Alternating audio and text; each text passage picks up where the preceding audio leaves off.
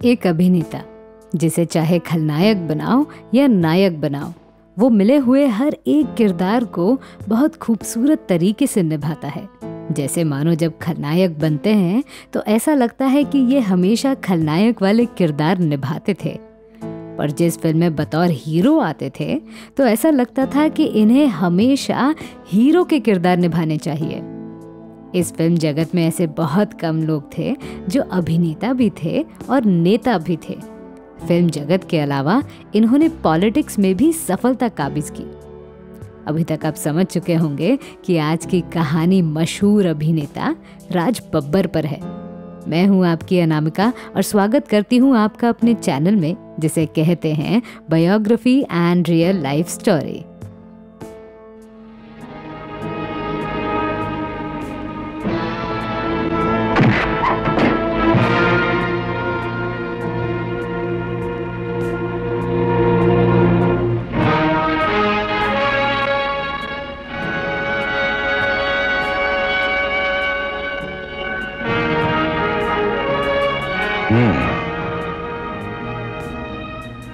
अपनी बीवी से धंधा करवाने वालों, हरामजादों, कमीनों,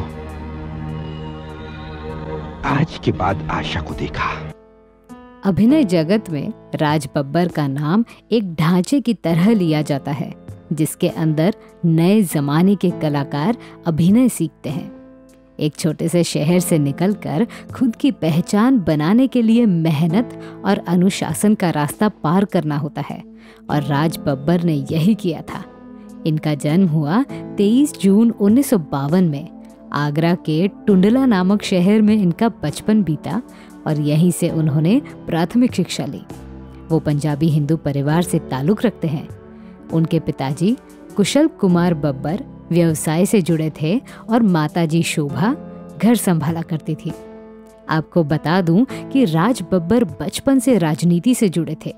राजनीति पार्टी यूनियन का कार्यकर्ता से एमपी बनने की कहानी तो बहुत लंबी है, पर एक्टर बनने की कहानी से शुरुआत करते हैं। सामान्य स्तर का जीवन जीने वाले राज बब्बर बचपन से ही फिल्मों के बड़े शौकीन थे। कोई भी सस्ते थिएटर में जाकर वो हर प्रकार की फिल्में देखते थे।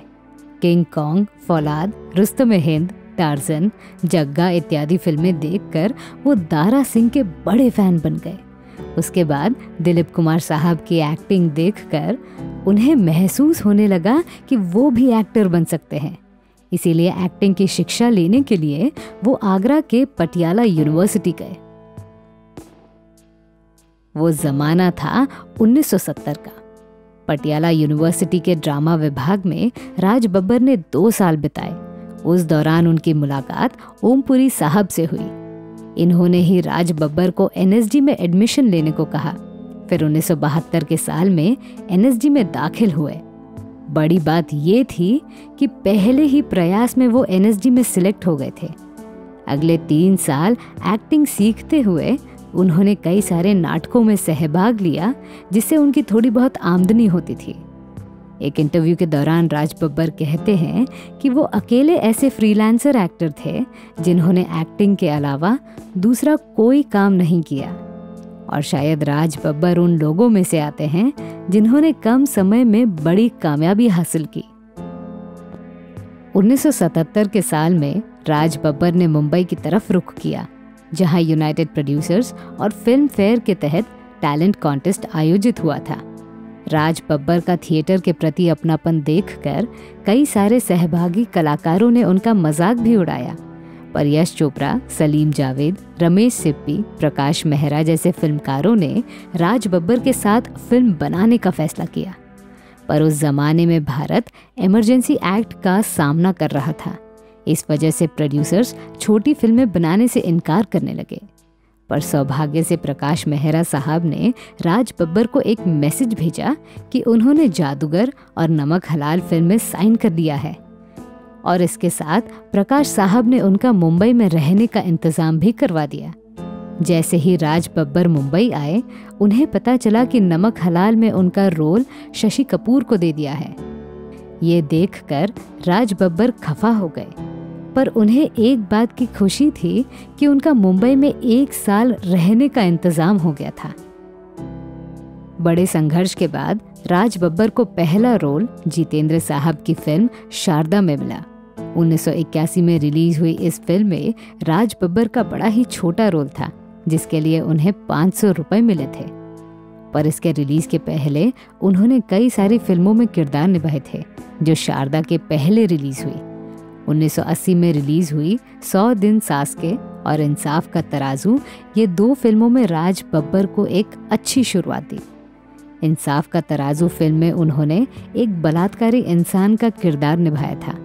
इस फिल्म के प्रीमियरिंग के दौरान उनकी माताजी भी आई थी। फिल्म देखने के बाद मां ने राज बब्बर से कहा कि आगे से ऐसे काम मत करो। 2 सफल फिल्म करने के बाद राज बब्बर के मन में ये ख्याल नहीं आया कि वो या तो विलन का किरदार निभाएंगे या फिल्म नायक का। उन्होंने हर एक फिल्म में जबरदस्त काम किया। इसके बाद फिल्मकार B.R. चोपड़ा साहब के साथ उनकी जोड़ी जमने लगी।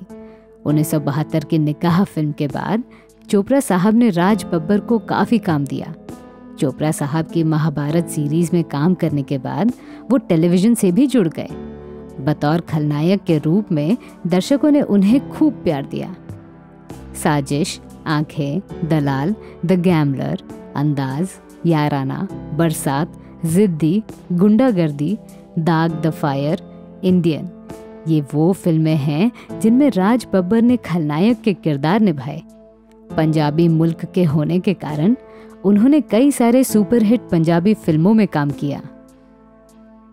राज बब्बर के पर्सनल जीवन पर रुख किया जाए तो पता चलता है कि उनकी शादी NSD की स्टूडेंट रह चुकी नादिरा ज़हीर से हुई थी। नादिरा प्रसिद्ध उर्दू लेखक सज्जाद ज़हीर की बेटी थी, जो खुद एक एक्ट्रेस रह चुकी हैं।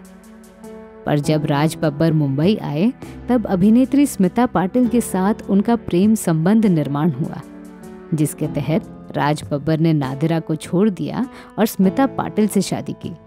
इस कारण पत्रकार और मीडिया ने स्मिता की बहुत बदनामी भी की थी।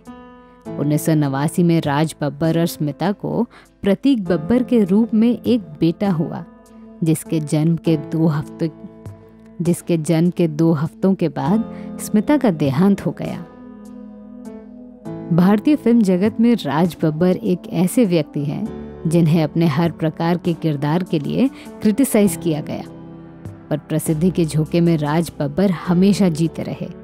उन्होंने अपना बचपन समाजवादी पार्टी में बिताया, पर 90 के साल के दौरान वो कांग्रेस से जुड़ गए और राजनीति में भी सुपरहिट रहे।